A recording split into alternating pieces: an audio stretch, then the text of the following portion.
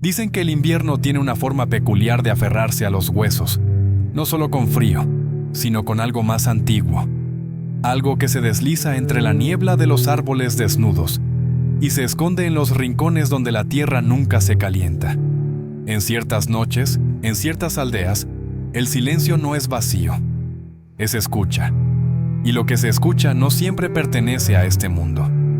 En el corazón rural de Nueva Inglaterra, hubo un tiempo en que los muertos no se quedaban en sus tumbas, en que el aliento de una joven fallecida podía marchitar los pulmones de los vivos, en que el miedo no tenía colmillos, pero sí rituales, donde el verdadero horror no se leía en novelas, sino que se desenterraba con las manos temblorosas de un padre que ya lo había perdido todo. Antes de Drácula, antes de los castillos góticos, hubo algo más sombrío, más real, y todavía late bajo nuestros pies. El viento soplaba con una voz seca sobre los campos de Rhode Island, arrastrando escarcha y cenizas en su aliento invisible. En las aldeas de Nueva Inglaterra, cuando el siglo aún gateaba hacia su mitad, la muerte era más una vecina que una visita. Se sentaba en los porches con las manos huesudas, contaba las respiraciones de los niños y entraba sin tocar la puerta cuando creía oportuno. No se necesitaban guerras para llenar las tumbas. Bastaba con el invierno y su séquito invisible, la consunción, como la llamaban entonces, una fiebre lenta, un agotamiento del alma que devoraba la carne desde adentro. Los cuerpos se hundían en los colchones de paja, la piel se volvía cera y los ojos se perdían en el techo, como si vieran más allá de las vigas. Pero lo que más aterraba no era la muerte, sino lo que venía después. Familias enteras caían una tras otra. Primero un hijo, luego la madre, luego el padre. El ganado moría. Las velas se apagaban solas, los perros aullaban sin motivo frente a la nada. Y entonces, la pregunta inevitable comenzaba a susurrarse entre vecinos. ¿Y si el muerto no se ha ido? ¿Y si ha regresado a buscar a los suyos? Las creencias traídas por los colonos desde Europa no se quedaron atrás en los barcos. Se escondieron entre los himnos puritanos, se deslizaron entre las páginas de las Biblias y tomaron nuevas formas en suelo americano. Se hablaba de espectros, de aparecidos, pero sobre todo, de aquellos que regresaban para drenar la vida de sus seres amados. No caminaban solo por las noches, se les sentía en la cama, se les oía respirar detrás de las puertas cerradas, se notaban en el desgaste inexplicable del cuerpo de un hermano, una hija, un padre. Y así comenzaron los rituales. Era invierno, la tierra estaba helada, pero aún así cavaban. Se reunían hombres con faroles, palas y un miedo que no se decía en voz alta. Iban al cementerio al amanecer o al anochecer, cuando las sombras eran más densas.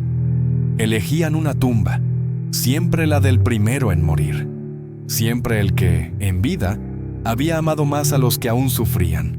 Abrían la caja. Los cuerpos en ocasiones estaban sorprendentemente bien conservados. El cabello aún crecía, las uñas parecían alargarse. En ocasiones había sangre en la boca. Para los ojos del siglo XXI, estos son fenómenos explicables por la ciencia de la descomposición. Para los ojos de entonces, eran signos claros de que el muerto seguía alimentándose. No se hablaba de vampiros, aún no. Esa palabra era lejana, exótica, pero sí se hablaba de devoradores de vida, de los que chupan el alma. Y cuando lo veían, ese cuerpo aún húmedo, con el corazón intacto y rojo, el veredicto era unánime. Había que detenerlo. Sacaban el corazón, lo cortaban, lo quemaban. A veces, daban sus cenizas disueltas en agua al hermano enfermo, con la esperanza de que eso lo curara.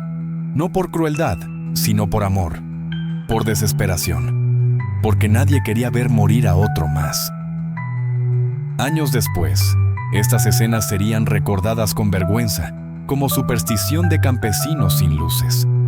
Pero en ese entonces, eran un acto de supervivencia, eran ciencia popular. Y aunque los libros no lo digan, cada crujido de hueso bajo la pala llevaba una plegaria muda al cielo. Lo más escalofriante es que funcionaba. O eso creían. A veces, tras la quema, los enfermos mejoraban, volvían a comer, respiraban mejor, sonreían incluso. Y el pueblo dormía en paz una noche más, convencido de haber alejado la sombra, pero otras veces no. Y cuando no, solo quedaba seguir cavando.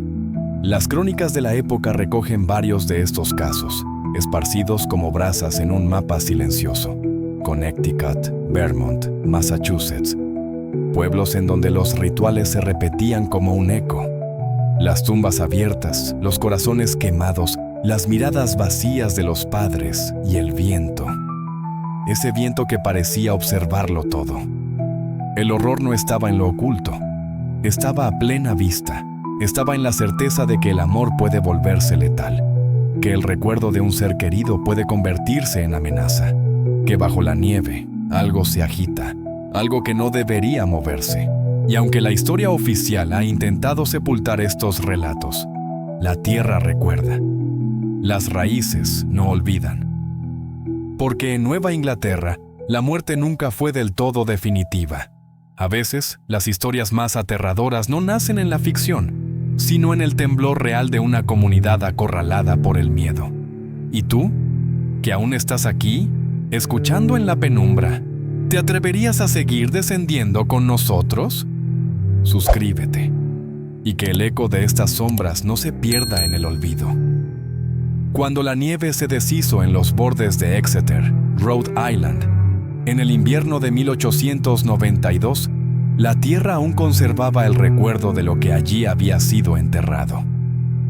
No era una época de brujas ni de inquisidores. La electricidad ya recorría algunas ciudades, el telégrafo cosía distancias y las fábricas vomitaban humo sin cesar. Pero en los pueblos rurales, donde las montañas y los árboles se abrazaban como cómplices, el tiempo seguía otro compás, más lento, más antiguo, más oscuro. Allí vivía George Brown, un hombre honesto, granjero, viudo y agotado. Había perdido a su esposa, Mary Eliza, hacía años. Después, a su hija mayor, Mary Olive.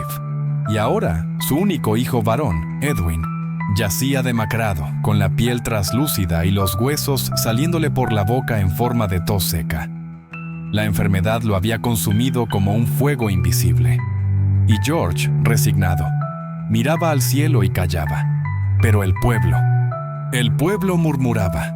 Decían que no era enfermedad sino un lazo invisible, una fuerza que tiraba de los vivos hacia la tumba, y que en esa tumba alguien esperaba. Porque faltaba un nombre más, uno que aún no hemos dicho. Mercy Lina Brown, 19 años, la hija menor de George, había muerto hacía 2 meses. Su cuerpo descansaba en una cripta provisional, ya que el suelo estaba demasiado duro para una sepultura inmediata. Una circunstancia banal, climática, o eso parecía. Pero fue esa espera helada lo que la condenó a ser eterna. Los vecinos, desesperados, convencieron a George de realizar el rito. Era por Edwin, decían, por salvar al único hijo que le quedaba. Y George, con los ojos hundidos por el duelo, aceptó. El 17 de marzo, una mañana gris como el recuerdo de un sueño, la familia Brown, acompañada por médicos, testigos y curiosos, abrió la cripta. Las otras mujeres, Mary Eliza y Mary Olive, estaban reducidas a polvo.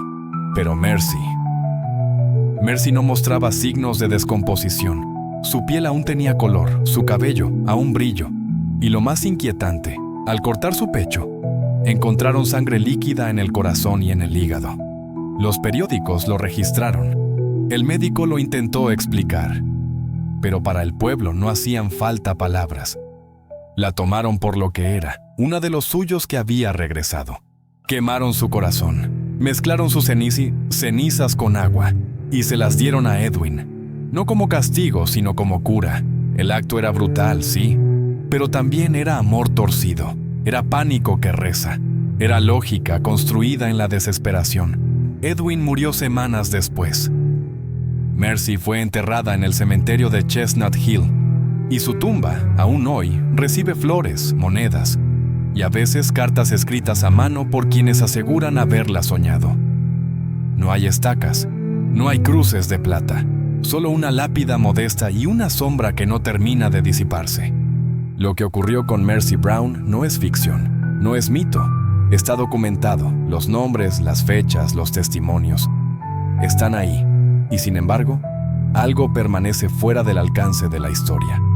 Algo que solo se intuye al caminar por ese cementerio con los pies hundidos en hojas secas. Algo que vibra bajo la corteza del árbol junto a su tumba. Algo que aún respira. Porque a veces, las historias más aterradoras no nacen en la ficción, sino en el temblor real de una comunidad acorralada por el miedo. ¿Y tú? Que aún estás aquí, escuchando en la penumbra, ¿te atreverías a seguir descendiendo con nosotros? Suscríbete, y que el eco de estas sombras no se pierda en el olvido. Muchos creen que la figura del vampiro murió con el cine, que se convirtió en capa, en galantería, en erotismo sin dientes. Pero antes de la leyenda, hubo tierra, y fuego, y corazones que ardieron en nombre del amor. Mercy Brown fue la última, pero no la única, porque hay algo en el alma humana que necesita creer que la muerte no lo detiene todo, que puede regresar para proteger o para destruir. Hay algo que no entiende de fronteras, el miedo. Se desliza entre lenguas, religiones y siglos, como una criatura silenciosa. No hay océano que lo detenga, ni ciencia que lo disuelva por completo. Y así como los campos de Rhode Island crujían bajo la pala que abría tumbas, también lo hacían los de Transilvania, los de Serbia, los de Bulgaria. Siglos antes, bajo otras lunas, con otros nombres. El muerto que regresa no es una invención moderna, es una figura ancestral, un eco compartido por culturas que nunca se tocaron. En Europa del Este se le conocía como Nosferatu, Strigoi, Bricolacas. En Grecia, se colocaban piedras sobre las tumbas para evitar que el cuerpo se moviera. En los Balcanes, se clavaban estacas en el pecho antes del entierro, por si acaso el alma decidía no descansar. Todos sabían que no hay mayor amenaza que la de un amor convertido en condena, que quien más te quiso puede arrastrarte consigo en su regreso. Y sin embargo, en Nueva Inglaterra no había castillos ni bosques de lobos. No había nombres exóticos ni supersticiones traídas por gitanos. Solo estaba la gente de campo, el cielo encapotado y la consunción. Y sin embargo, el símbolo se repitió. ¿Cómo pudo una idea tan precisa, tan visceral, cruzar el mar sin invitación? ¿Cómo llegó la noción de que un corazón sin pudrir es un corazón culpable? Tal vez, la pregunta correcta no es cómo llegó, sino si alguna vez se fue. Hay una imagen que se repite en los relatos de ambas orillas. El cadáver joven, con las mejillas sonrosadas, la boca ligeramente abierta y sangre, siempre sangre, en los labios o en el pecho. Es la misma figura que provocaba temor en los pueblos de Moravia y en los de Vermont. La misma que exigía fuego, hierro, oración. La misma que transformaba el duelo en persecución. La figura del vampiro no es una, es un símbolo cambiante. A veces es cuerpo, a veces energía, a veces ausencia, pero siempre una advertencia. En los rituales de ambos mundos hay elementos comunes: el desentierro, el examen de los órganos, la destrucción simbólica del alma. Como si la humanidad, separada por océanos, hubiera llegado a las mismas conclusiones cuando el dolor se volvía insoportable. Tal vez lo que une todas estas leyendas no es el miedo a la muerte, sino la imposibilidad de aceptar que se ha ido para siempre. Tal vez el vampiro nace de esa grieta. Y si tú también sientes esa grieta, si has sentido alguna vez la presencia de lo ausente, la mirada de alguien que ya no está, el frío que no explica el clima, no estás solo. Suscríbete y permanece con nosotros en esta oscuridad compartida, donde las leyendas aún respiran. Porque puede que no haya monstruos con colmillos, ni ataúdes que se abren al anochecer. Pero hay algo mucho más inquietante: el recuerdo que no muere, la culpa que no se entierra, el amor que se convierte en sombra, Y cada vez que alguien revive estas historias, aunque sea con la voz temblorosa de un narrador, el eco del vampiro regresa.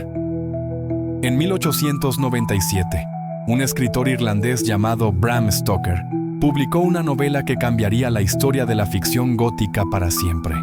Su nombre, Drácula. Una obra cargada de simbolismo, deseo, enfermedad, inmortalidad y miedo. Pero lo que pocos recuerdan es que, apenas 5 años antes, a casi 6,000 kilómetros de distancia, una joven llamada Mercy Brown había sido desenterrada en Rhode Island, acusada de succionar la vida de su familia desde la tumba. La conexión entre ambas figuras no está escrita en piedra, pero flota como una neblina persistente entre los archivos. Se sabe que Stoker leyó los periódicos estadounidenses. Se sabe que el caso de Mercy Brown fue ampliamente cubierto por la prensa internacional. Y se sabe que la muerte, en aquella época, era materia viva para los escritores. No hay pruebas definitivas, pero sí una atmósfera compartida. En Drácula, Lucy Westenra, una joven bella, rubia, enferma, muere lentamente antes de transformarse en criatura nocturna. Tras su entierro, comienza a visitar a niños por las noches. Su cuerpo es profanado, su corazón atravesado, su imagen redimida por el sacrificio. ¿Te suena familiar? Podría ser coincidencia. O Number Bram Stoker, hombre de teatro, de sombras, de cartas sin respuesta, se alimentaba de relatos sombríos como un vampiro de ideas. Es probable que la historia de una joven vampira americana, cuyo corazón fue extraído y quemado, lo haya marcado más de lo que jamás admitió, porque Mercy no era ficción. Y lo real, cuando se arrastra por la tierra, deja huellas.